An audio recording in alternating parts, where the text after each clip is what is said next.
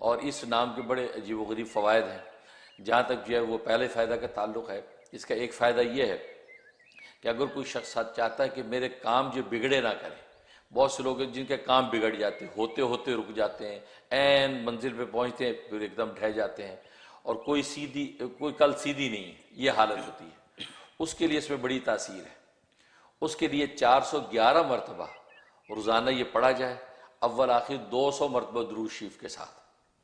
अब दुरूद शरीफ दुरूद इब्राहिमी भी पढ़ा जा सकता है, या कोई छोटा दुरूद पढ़ लें, सल्लल्लाहु अलैहि मुहम्मद व आलिहि वसल्लम, ये भी पढ़ सकते हैं।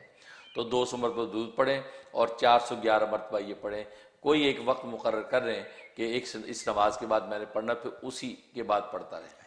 और ये 92 डेज जब पाबंदी से करे, उसका कोई काम फिर अटकेगा नहीं और सारे काम जो टेढ़े हैं वो सीधे हो जाएंगे। ये इसमें बड़ी ताकत है।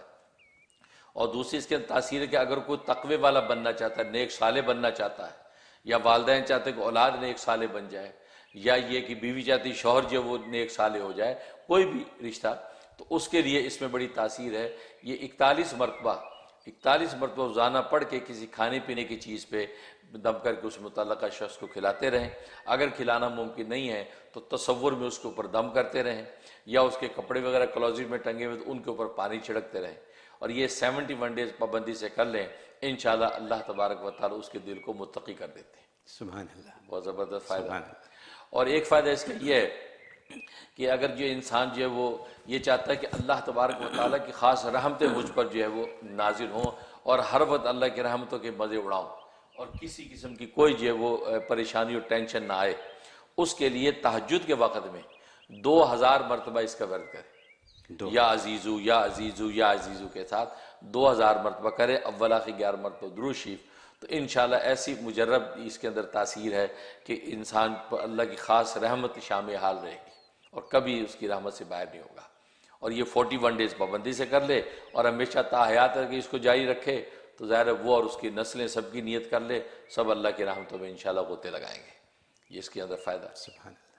और एक फ़ायदा ये है कि मद्दे मुकाबिल में कोई दुश्मन का लश्कर है, उससे मुकाबला है। या आज के ज़माने में मैच होते हैं कि जी क्रिकेट मैच हो गया, जी दुश्मन की टीम है, ये हमारी अपनी टीम है, तो अब चाहते हैं कि हमारी टीम जीते, दुश्मन हार जाए। उसमें बड़ी ताकत है इसमें।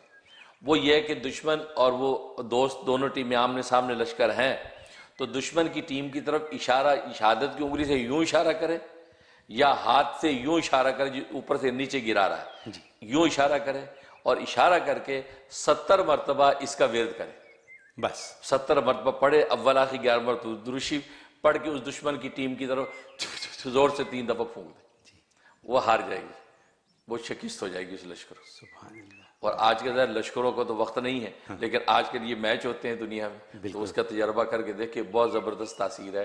वो टीम जो दुश्मन की इंशाअल्लाह वो हार जाएगी और दोस्त की टीम जीत जाएगी। यानी क्रिकेट का मैच हो, टेनिस का मैच हो, फुटबॉल का मैच हो, बिल्कुल कुछ भी हो रहा, कुछ भी करे आप अपनी टीम के लिए कर सकते हैं जी।